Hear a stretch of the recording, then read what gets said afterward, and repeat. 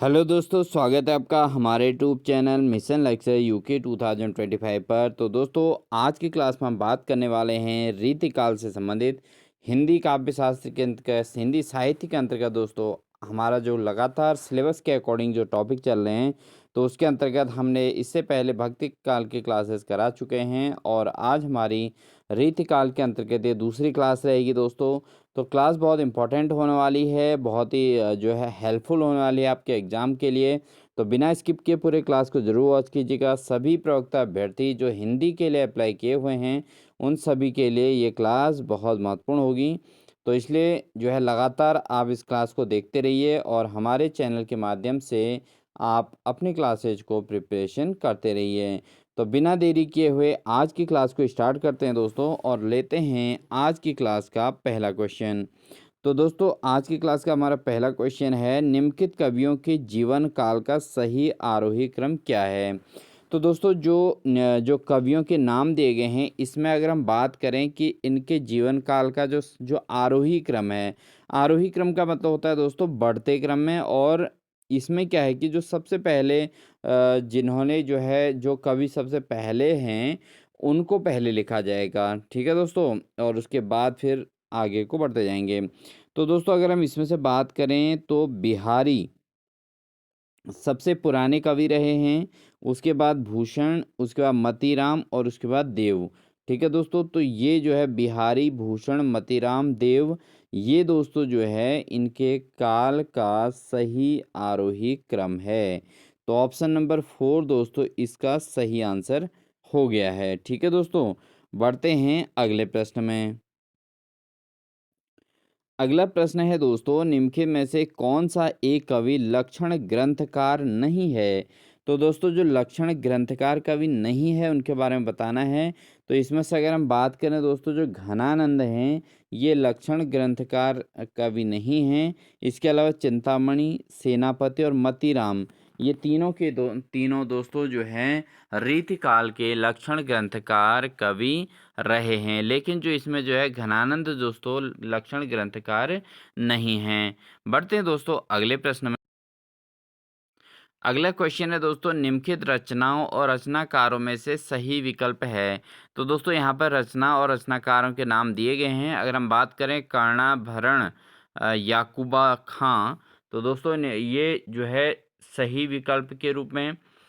यहाँ पर अगर हम बात करें तो दोस्तों भाषा भूषण, ठीक है, क्योंकि कर्णाभरण जो है ये कवि गोविंद की है दोस्तों, किसकी है, कवि गोविंद की है।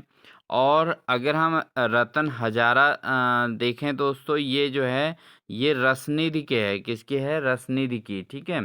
इसके अलावा अगर हम बात करें भाषा भूषण की, तो ये जसवंत सिंह की है, ये बिल्कुल सही है, ठीक है, सही विकल्प है, क्योंकि भाषा भूषण दोस्तों ये जसवंत की रचना है। और साथ ही जो अगर रस रहस्य की बात करें तो ये मतीराम की नहीं है, ये कुलपति मिश्र की रचना है दोस्तों, किसकी रचना है, कुलपति मिश्र की। तो दोस्तों आप इसको नोट कर लीजिएगा। तो रस रहस्य किसकी है, कुलपति मिश्र की है दोस्तों, ठीक है, इसको आप नोट कर लीजिएगा। और कर्णाभरण किसकी है दोस्तों, ये कवि गोविंद की है। और रतन हजारे किसकी है, ये है रसनिधि की, किसकी, रसनिधि की। तो यहाँ पर जो सही विकल्प है दोस्तों है भाषा भूषण, क्योंकि ये वास्तव में जसवंत सिंह की ही रचना है। तो ऑप्शन नंबर 3 इसका बिल्कुल सही आंसर हो जाएगा दोस्तों। बढ़ते हैं दोस्तों अगले प्रश्न में, तुलसी गंगा दुओं भये सुकविन के सरदार। दोस्तों, इसी प्रकार से एग्जाम में इसी प्रकार वाक्य पूछे जाते हैं जो किसी जो है कवि के द्वारा हिंदी साहित्य के अंतर्गत कहे गए हों। तो तुलसी गंग दुओ भये सुकविन के सरदार, कविवर गंग के संबंध में यह कथन किसका कथन है। तो कविवर गंग के विषय में ये कथन किसके द्वारा कहा गया है दोस्तों, ये कहा गया है भिखारी दास के द्वारा। तो ऑप्शन नंबर 4 इसका सही आंसर हो जाएगा दोस्तों। भिखारी दास के द्वारा जो है ये कथन कवि गंग के संबंध में कहा गया है। बढ़ते हैं दोस्तों अगले प्रश्न में। अगला प्रश्न है दोस्तों, बिहारी को किस श्रेणी के रीति कवियों में माना जाता है? तो दोस्तों जो कवि बिहारी हैं उनको किस श्रेणी के रीति कवियों में माना जाता है?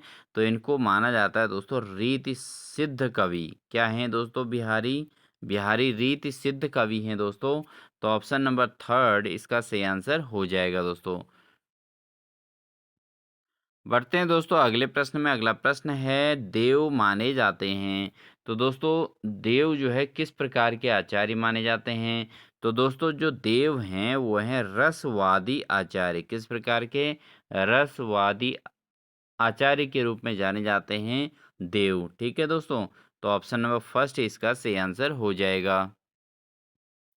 बढ़ते हैं दोस्तों अगले प्रश्न में। हिंदी रीति ग्रंथों की अखंड परंपरा का आरंभ आचार्य रामसूत्र शुक्ल ने माना है। तो दोस्तों जो रीति ग्रंथों की जो अखंड परंपरा है उसका आरंभ आचार्य रामचंद्र शुक्ल ने कब से माना है? तो ये माना है दोस्तों चिंतामणि से। कब से? चिंतामणि से माना है आचार्य रामचंद्र शुक्ल ने। ठीक है, क्योंकि हिंदी रीति ग्रंथ की जो अखंड परंपरा है दोस्तों इसका आरंभ कहाँ से? चिंतामणि से माना गया है आचार्य रामचंद्र शुक्ल के अनुसार। ठीक है दोस्तों। बढ़ते हैं अगले प्रश्न में। अगला प्रश्न है दोस्तों, व्यंग्य जीव है कवित, शब्द अर्थ गति अंग, सोई उत्तम काव्य है, वर्ण्य व्यंग प्रसंग, उक्त कथन किस आचार्य का है? तो दोस्तों अगर हम एक बार इसको और रिवाइज करें तो व्यंग जीव है कवित,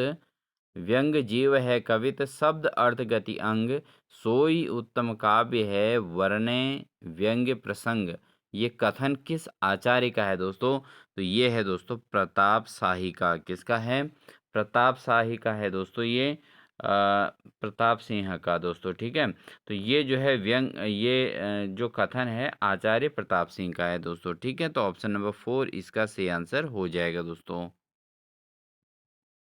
बढ़ते हैं दोस्तों अगले प्रश्न में। हिंदी साहित्य के उत्तर मध्यकाल को कला काल नाम देने वाले विद्वान कौन हैं? तो दोस्तों हिंदी साहित्य को जो है वो जो उत्तर मध्यकाल है उसको कला काल नाम देने वाले विद्वान कौन हैं? ये हैं दोस्तों रमाशंकर शुक्ल।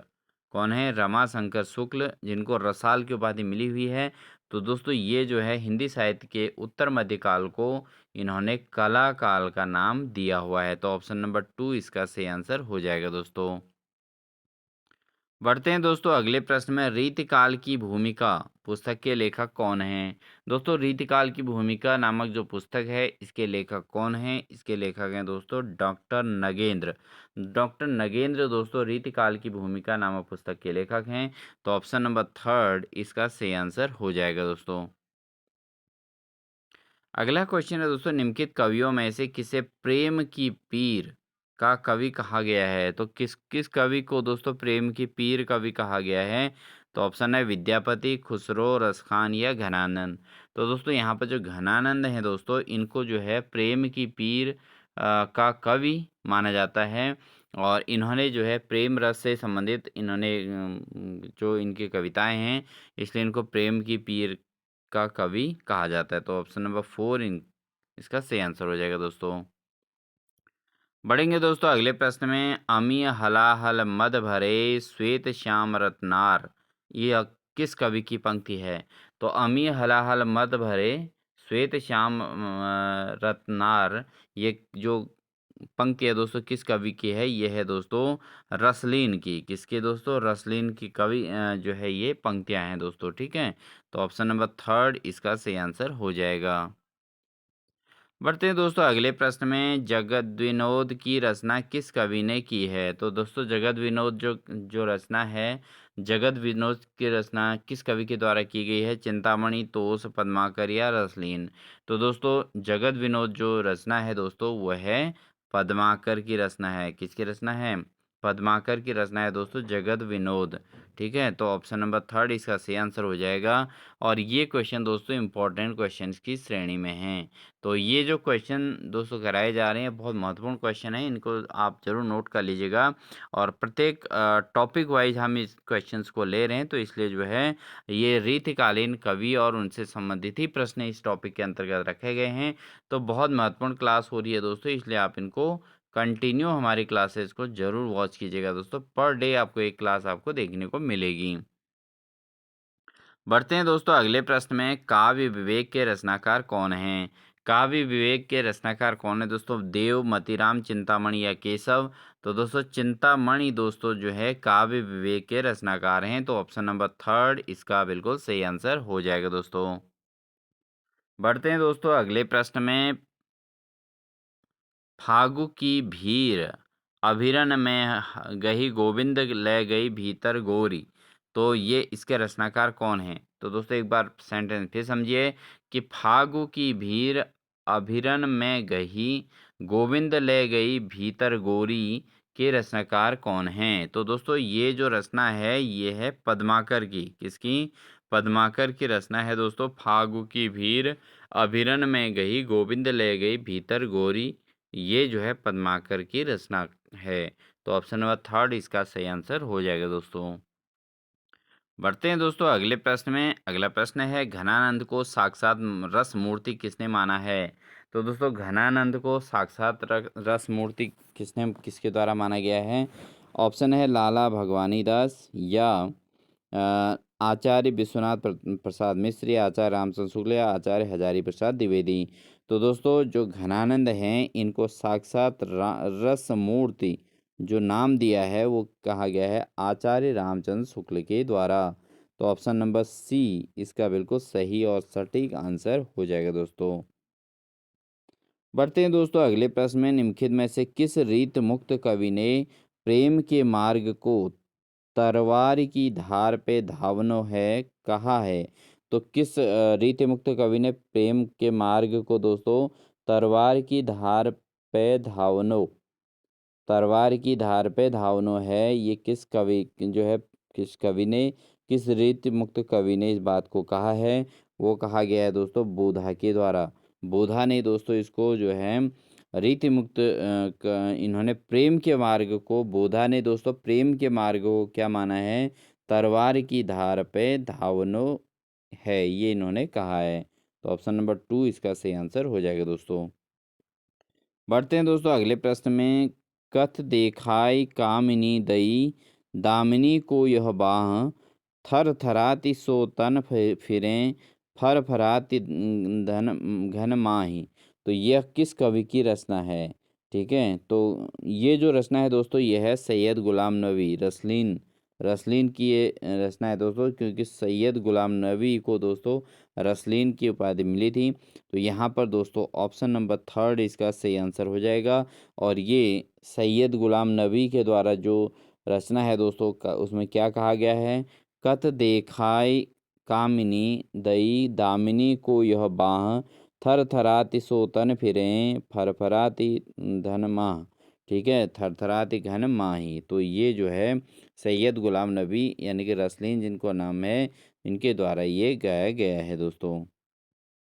बढ़ते हैं दोस्तों अगले प्रश्न में। आगे की सुकवि रीझ हैं तो कविताई न तो राधिका कन्हाई सुमिरन को बहानो हैं, ये उक्ति किस कवि की हैं? तो दोस्तों ये उक्तियाँ किस कवि के हैं? भिखारी दास, केशवदास, बिहारी लाल या मतीराम। तो दोस्तों आगे के सुकवि ऋझ हैं तो कविताई न तो राधिका कन्हाई सुमिरन को बहानो हैं, ये जो कवि है दोस्तों ये हैं भिखारी दास। किनके द्वारा? भिखारी दास दोस्तों इसके कवि रहे हैं। अगला क्वेश्चन दोस्तों बहुत इंपॉर्टेंट क्वेश्चन है। इसमें जो कहा गया दोस्तों रसलीन का मूल नाम क्या था? तो दोस्तों अब भी हमने एक क्वेश्चन किया था जिसके अंतर्गत रसलीन जो है मैंने बताया था इनको रसलीन की उपाधि में नाम मिली थी। तो मूल नाम क्या था दोस्तों? ये था सैयद गुलाम नबी। सैयद गुलाम नबी को दोस्तों रसलीन के उपाधि मिली हुई है। तो ऑप्शन नंबर फर्स्ट इसको सही आंसर हो जाएगा दोस्तों। इंपॉर्टेंट क्वेश्चन है दोस्तों, जरूर नोट कर लीजिएगा। बढ़ते हैं दोस्तों अगले प्रश्न में। अगला प्रश्न है आचार्य रामचंद्र शुक्ल ने रीतिकाल का प्रवर्तक किसे माना है?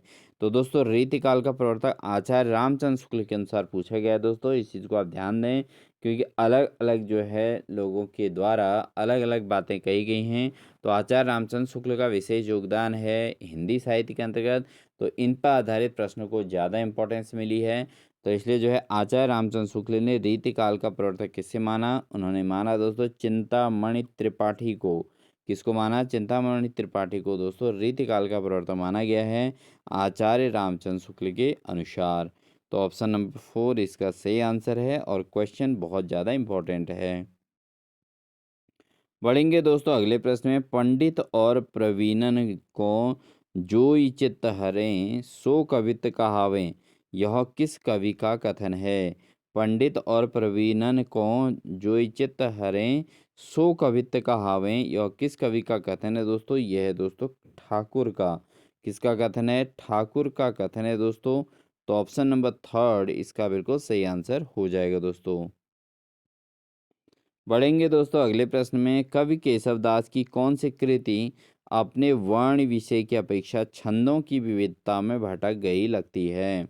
तो दोस्तों जो कवि केशवदास की जो एक रचना है, जो इनमें से रामचंद्रिका, कवि प्रिया, रसिक प्रिया या रतन बावनी, इनमें से कौन सी ऐसी रचना है जो वर्ण विषय की अपेक्षा अपने छंदों की विविधता में भटक गई थी?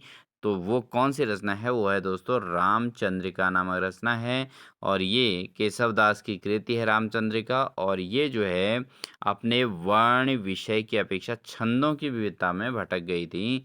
तो ऑप्शन नंबर फर्स्ट इसका सही आंसर हो जाएगा दोस्तों।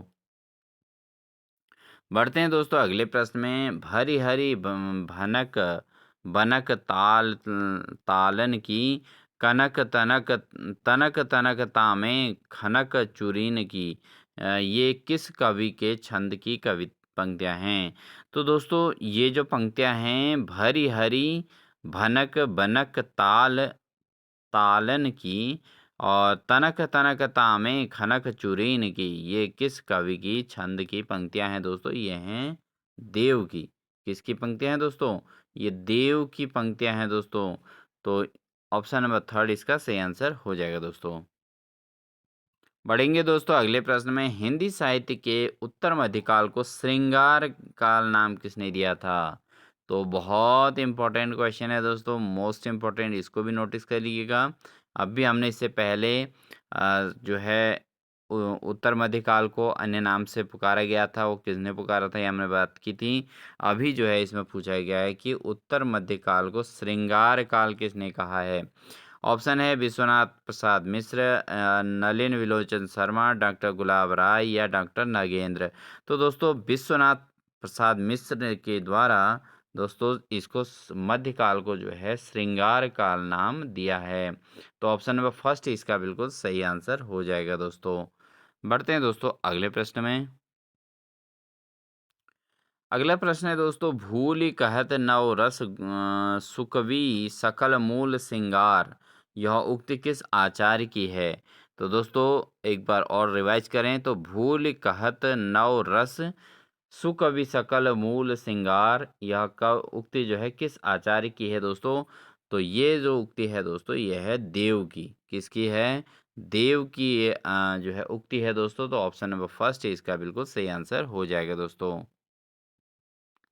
अगला क्वेश्चन है दोस्तों, ने ही महाब्रज भाषा प्रवीण और सुंदरताहु के भेद को जाने।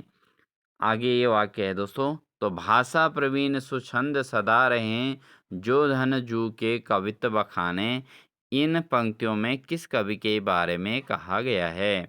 तो दोस्तों इन जो पंक्तियां हैं इसके अंतर्गत कहा गया है घनानंद के बारे में। तो ऑप्शन नंबर फर्स्ट ही इसका बिल्कुल सही आंसर होगा दोस्तों। और अन्य ऑप्शन की अगर हम बात करें तो यहाँ पर जो अन्य ऑप्शन हैं वह है ठाकुर, देव और बोधा। लेकिन ये जो वाक्यांश कहा गया है दोस्तों, ये कहा गया है घनानंद के द्वारा। किसके द्वारा कहा गया है?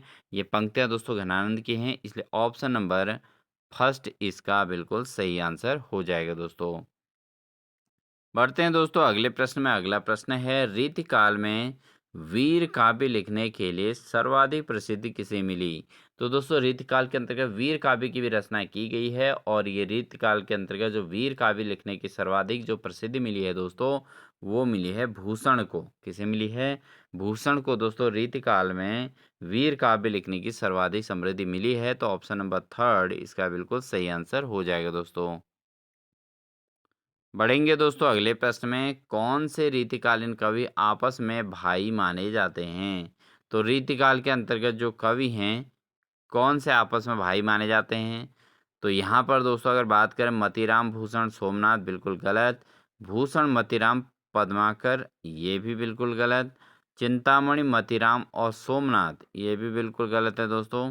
तो रीतिकालीन कवि जो आपस में भाई माने जाते हैं, वो माने जाते हैं चिंतामणि, भूषण और मतीराम। दोस्तों तीनों की रचनाएं जो हैं, ये आपस में भाई माने जाते हैं, क्योंकि इनकी रचनाओं में समानता देखने को मिलती है रीतिकाल के अंतर्गत। तो इसलिए ऑप्शन नंबर डी इसका सही आंसर हो जाएगा। ठीक है दोस्तों, चिंतामणि, भूषण और मतीराम ये रीतिकालीन कवियों में आपस में भाई रूप में माने जाते हैं। बढ़ते हैं दोस्तों अगले प्रश्न में। अगला प्रश्न है, पर काजहि देह को धारि फिरों, परजन्य जठारत हुए दरसों, निधि नीर सुधा के कमाल करो, सबही विधि सज्जनता सरसों। ठीक है दोस्तों, और धन आनंद जीवन दायक हों कछु मेरियों पीर हियो परसों, उपयुक्त पंक्तियाँ किससे संबोधित करती हैं? तो दोस्तों ये जो पंक्तियाँ हैं, ये जो है नीर, पीर, सुधा, ठीक है दोस्तों, नीर सुधा से संबंधित हैं। तो ये जो पंक्तियाँ हैं दोस्तों, ये बादल को रिप्रेजेंट करती हैं। किसको रिप्रेजेंट करेंगी? बादल को ये रिप्रेजेंट करती हैं दोस्तों। बादल के बारे में यहाँ पर कही गई हैं। तो इसका जो तो इस पंक्ति में दोस्तों किसकी ओर संबोधित किया गया है? ये किया गया है बादलों को। क्योंकि दोस्तों यहाँ पर आप समझें तो यहाँ पर कहा गया है, पर काजहि देह को धारि फिरों, परजन्य जथारथ है दरसों, निधि नीर सुधा के समान करो सबही, विधि सज्जनता सरसों, घन आनंद जीवन। ठीक है दोस्तों, यहाँ पर समझ सकते हैं, घन आनंद जीवन दायक हों कछु, मेरियों पीर हिये परसों। ये पंक्तियाँ दोस्तों बादल की ओर संबोधित कर रही हैं। और इन पंक्तियों में दोस्तों जो ये रचना है, इसके रचनाकार हैं दोस्तों घनानंद। कौन है दोस्तों? घनानंद की ये रचना है दोस्तों। ठीक है, तो ऑप्शन नंबर कौन सा सही हुआ इसका? दूसरा ऑप्शन सही होगा दोस्तों, बादल को जो है प्रदर्शित कर रही हैं।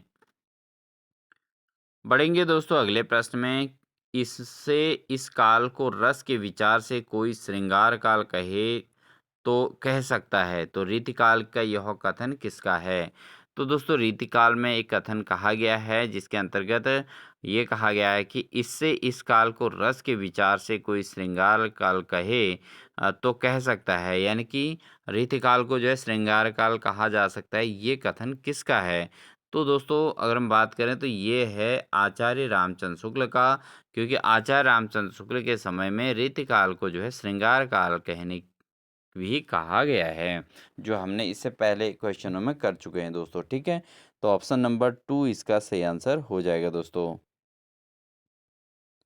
बढ़ते हैं दोस्तों अगले प्रश्न में, रिक्त स्थान भरिए।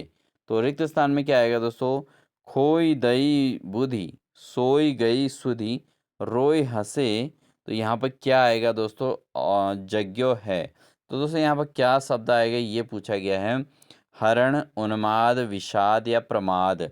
तो दोस्तों अगर हम इस वाक्य के हिसाब से पढ़ें तो यहाँ पर खोई दई बुधि, सोई गई सुधि, खोई गई बुद्धि, सोई गई सुधि। तो यहाँ बस बुद्धि खो गई और सुधि भी खो गई, सो गई। ठीक है, रोय हंसे उन्माद जग्यो। ठीक है दोस्तों, रोय हंसे उन्माद जग्यो। तो यहाँ पर उन्माद आएगा दोस्तों। क्या आएगा? उन्माद आएगा दोस्तों। तो ऑप्शन नंबर 2 इसका सही आंसर हो जाएगा। और ये जो पंक्तियां हैं दोस्तों, इसके रचयिता कौन हैं? ये पंक्ति दोस्तों घनानंद की है। दोस्तों आपने प्रीवियस पेपर में देखा होगा, घनानंद का टॉपिक ज़्यादा पूछा गया था। तो यहाँ पर घनानंद के ही क्वेश्चन हमने इसलिए ज़्यादा रखे हैं दोस्तों। तो ऑप्शन नंबर 2 इसका सही आंसर हो जाएगा। बढ़ते हैं दोस्तों अगले प्रश्न में, रिक्त स्थानों को भरिए। तो यहाँ पर भोर ते साँझ लो, फिर उसके बाद रिक्त स्थान में निहारती बाबरी नेकु न हारती। तो दोस्तों यहाँ पर जो रिक्त स्थान है उसको फिल करना है। तो यहाँ पर जो आएगा दोस्तों वो आएगा कानन और। क्या आएगा? कानन और।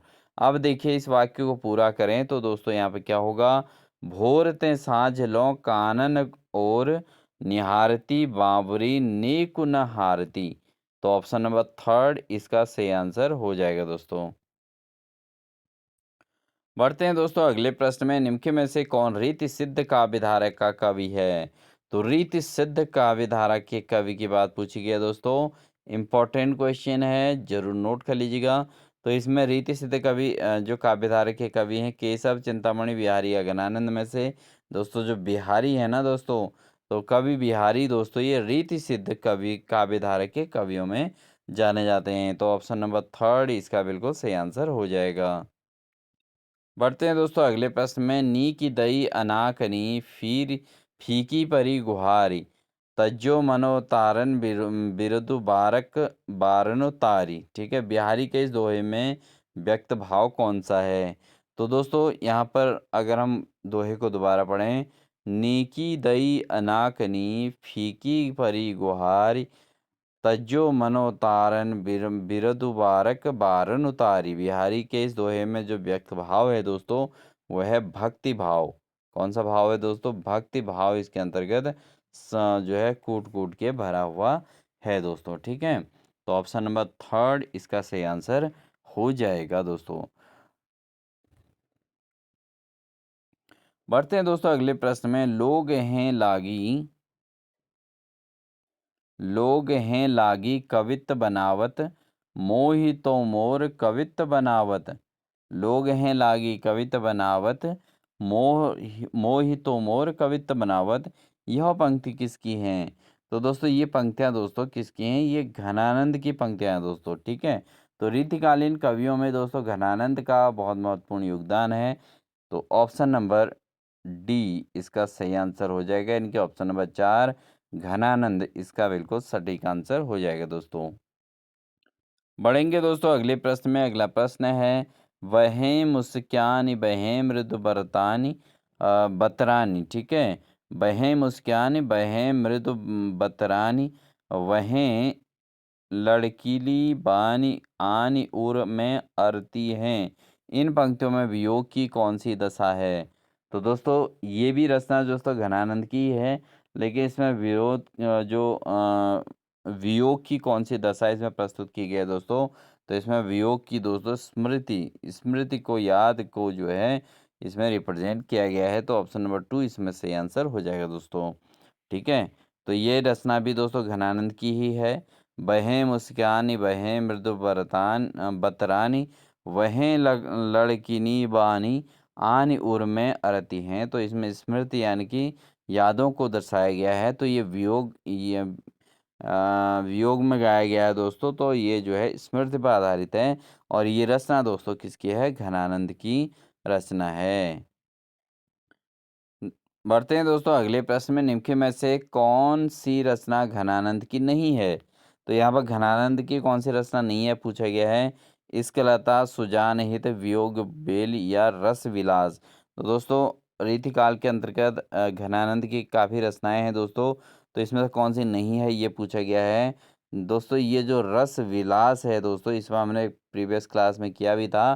तो रस विलास दोस्तों ये किसकी रचना है, ये है देव की रचना है। किसकी रचना है ये देव की रचना है दोस्तों। इसके अलावा अन्य रचनाएं इश्क लता हो गया, सुजान हित हो गया, वियोग बेली हो गया, ये तीनों के तीनों दोस्तों घनानंद की रचना हैं। तो ऑप्शन नंबर डी इसका इनके ऑप्शन नंबर फोर इसका सही आंसर हो जाएगा दोस्तों। बढ़ते हैं दोस्तों अगले प्रश्न में, भूषण बिनु ने विराजई कविता वनिता अमित उक्त में जो कवि केशव ने अपनी कैसी अभिरुचि प्रकट की है। तो दोस्तों अगर इसमें हम बात करें, इसमें केशव की जो अभिरुचि है वो कौन सी है, वो अलंकार प्रियता को रिप्रेजेंट किया गया है दोस्तों। किसको, अलंकार प्रियता को प्रदर्शित किया गया है। वाक्य एक बार फिर समझें दोस्तों, भूषण बिनु न विराजई कविता वनिता मित। तो ये जो है केशव की रचना है और इनने कैसे अभिरुचि को प्रकट की है, अलंकार प्रियता को प्रदर्शित किया है। तो ऑप्शन नंबर फर्स्ट इसका बिल्कुल सटीक आंसर हो जाएगा दोस्तों। दोस्तों एग्ज़ाम में आप प्रवक्ता के एग्ज़ाम में देखेंगे इसी प्रकार के प्रश्नों को लगातार पूछा गया है, तो आप इन क्वेश्चंस की ज़रूर प्रैक्टिस कीजिएगा। हमारे क्लास के अंतर्गत आपको जो भी क्वेश्चंस मिलेंगे बहुत इम्पोर्टेंट मिलेंगे, इसलिए आप उनको ज़रूर तैयारी कीजिएगा और आपको जो है हर दिन अलग अलग प्रकार का कंटेंट देखने को मिलेगा दोस्तों, ठीक है। इसलिए डेली आप हमारी क्लास को अटेंड कर लीजिए, जिससे आपके प्रिपरेशन को मजबूती मिलेगी। आप अपनी बुक्स से भी स्टडी कीजिए, लेकिन साथ ही साथ जो है यहाँ से अपने जो है हमारी इस क्लासेस के माध्यम से अपनी तैयारी को मजबूत करते रहिए दोस्तों, ठीक है। और साथ ही दोस्तों आपसे रिक्वेस्ट है, आपको अगर वीडियो अच्छी लग रही हो तो प्लीज़ वीडियो को लाइक करके हमें मोटिवेट करते रहिएगा और साथ ही इन क्लासेस को आप अपने हिंदी के सभी अभ्यर्थियों अपने साथियों को ज़रूर शेयर कर दीजिएगा दोस्तों। बढ़ते हैं दोस्तों अगले प्रश्न में। अगला क्वेश्चन है दोस्तों, ऋतु वर्णन करने वाले कवियों में सर्वश्रेष्ठ कहे गए हैं। तो दोस्तों जो ऋतुओं के बारे में वर्णन करने वाले कवियों में सबसे श्रेष्ठ कवि कौन है? तो दोस्तों ऋतु के बारे में बताने वाले सबसे श्रेष्ठ कवि हैं दोस्तों सेनापति। सेनापति को दोस्तों ऋतु वर्णन का सबसे सर्वश्रेष्ठ कवि माना गया है। तो ये दोस्तों क्वेश्चन ऑप्शन नंबर वन बिल्कुल सही आंसर हो जाएगा दोस्तों। बढ़ते हैं अगले क्वेश्चन में। महाराज जसवंत सिंह द्वारा रचित लक्षण ग्रंथ का नाम है। तो महाराज जसवंत सिंह के द्वारा जो रचित लक्षण ग्रंथ है इसका क्या नाम है दोस्तों? यह है भाषा भूषण। क्या है दोस्तों? भाषा भूषण दोस्तों महाराज जसवंत सिंह द्वारा रचित लक्षण ग्रंथ का नाम है। तो ऑप्शन नंबर फर्स्ट इसका सही आंसर हो जाएगा। भाषा भूषण दोस्तों महाराज जसवंत सिंह द्वारा रचित लक्षण ग्रंथ है। बढ़ेंगे दोस्तों अगले प्रश्न में। अली कली हिस्सों बंध्यों आगे कौन हवाल। उक्त में कवि बिहारी का कौन सा रूप प्रकट हुआ है? तो दोस्तों अली कली हिस्सों बंध्यों आगे कौन हवाल, ये रचना दोस्तों कवि बिहारी की है। और इसमें कवि बिहारी का कौन सा रूप प्रकट हुआ है?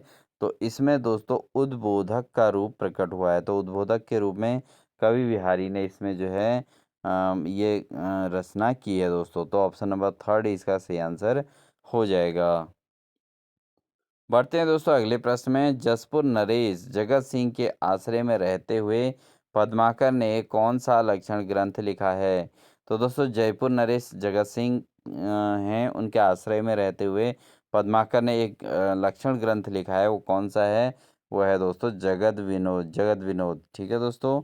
तो जगत विनोद दोस्तों ये जो है ये जगत सिंह के आश्रय में रहते हुए पद्माकर ने इसको लिखा है दोस्तों, ठीक है। तो ऑप्शन नंबर फर्स्ट इसका सही आंसर हो जाएगा। बढ़ेंगे दोस्तों अगले प्रश्न में। अगला प्रश्न है, रामचंद्र शुक्ल ने पद्माकर की भाव मूर्ति विधायिनी कल्पना की प्रशंसा क्यों की है?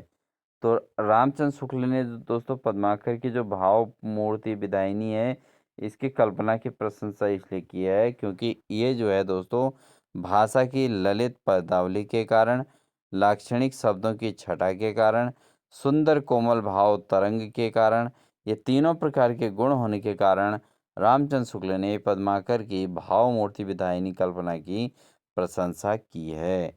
तो ऑप्शन नंबर फोर इसका सही आंसर हो जाएगा दोस्तों। बढ़ेंगे दोस्तों अगले प्रश्न में। कवि कुल कल्पतरु किसकी रचना है? तो कवि कुल कल्पतरु किसकी रचना है दोस्तों? मोस्ट इम्पोर्टेंट है दोस्तों, ठीक है। और ये हमारा रिपीटेड क्वेश्चन भी है। तो दोस्तों ये है, ये जो कवि कुल कल्पतरु दोस्तों ये रचना है चिंतामणि की। किसकी है? चिंतामणि की। इसको आप नोट कर लीजिएगा और एग्जाम के दृष्टिकोण से इम्पोर्टेंट के साथ ही इसको नोट कीजिएगा दोस्तों। बढ़ते हैं दोस्तों आज की क्लास के अंतिम क्वेश्चन में। अंतिम क्वेश्चन है दोस्तों, ललित ललाम किसकी रचना है? तो ललित ललाम किसकी रचना है दोस्तों? ऑप्शन है भिखारी दास, देव, मतीराम या पद्माकर। तो ललित ललाम दोस्तों जो रचना है वह है मतीराम की रचना है। किसकी है? मतीराम की रचना है दोस्तों ललित ललाम, ठीक है। तो ऑप्शन नंबर थर्ड इसका सही आंसर हो जाएगा दोस्तों, ठीक है दोस्तों। तो ये थी दोस्तों हमारी आज की क्लास। आई होप आपको हमारी क्लास अच्छी लगी होगी। और क्लास अच्छी लगी तो वीडियो को लाइक ज़रूर कर दीजिएगा। साथ ही दोस्तों चैनल पर नए हैं तो चैनल को सब्सक्राइब करके बेल आइकन दबाकर ऑल नोटिफिकेशन ऑन कर लीजिएगा, जिससे इसी प्रकार के लगातार क्लासेस आपको हमारे चैनल के माध्यम से देखने को मिलेगी। दोस्तों आप अपने सभी साथियों को इस क्लास को ज़रूर शेयर कर दीजिएगा और आपको इसी प्रकार की लगातार प्रिपरेशन हमारे चैनल के माध्यम से देखने को मिलेगी। पूरे एग्ज़ाम तक हम इस क्लास को अपना कंटिन्यू रखने वाले हैं, हिंदी की क्लास को। तो इसलिए बिना स्किप किए आप डेली वॉच कीजिएगा और अपनी प्रिपरेशन को मजबूती दीजिएगा दोस्तों हम जो भी क्लास कराते हैं उसमें 5-7 क्वेश्चन जो है पुराने क्लास के भी रिपीटेड के तौर पर रखते हैं, जो आपको रिमाइंड हो सकें। इसलिए आप पहले क्लास को पढ़ेंगे तभी जाके आपको दूसरे क्लास में कुछ उससे तैयारी के रूप में हेल्प मिलेगी। इसलिए लगातार क्लासेस को वॉच कीजिएगा, चैनल को सब्सक्राइब करके बेल आइकन दबाकर नोटिफिकेशन ऑन कर लीजिएगा, जिससे आपको जब भी हिंदी की क्लास आए हमारे चैनल पर तो आपको नोटिफिकेशन मिल जाएगा। दोस्तों अन्य जो क्लासेस आती हैं हमारे क्लास के अंदर, जो अन्य प्रकार की जो वीडियोज आती हैं उनको आप स्किप भी कर सकते हैं, लेकिन आप अपने इस सब्जेक्ट की तैयारी से संबंधित जब नोटिफिकेशन आएगा आप उसको ज़रूर वॉच कीजिएगा। मिलते हैं एक नेक्स्ट बेहतरीन क्लास के साथ दोस्तों, तब तक के लिए अपना ध्यान रखिए। Wish you all the best.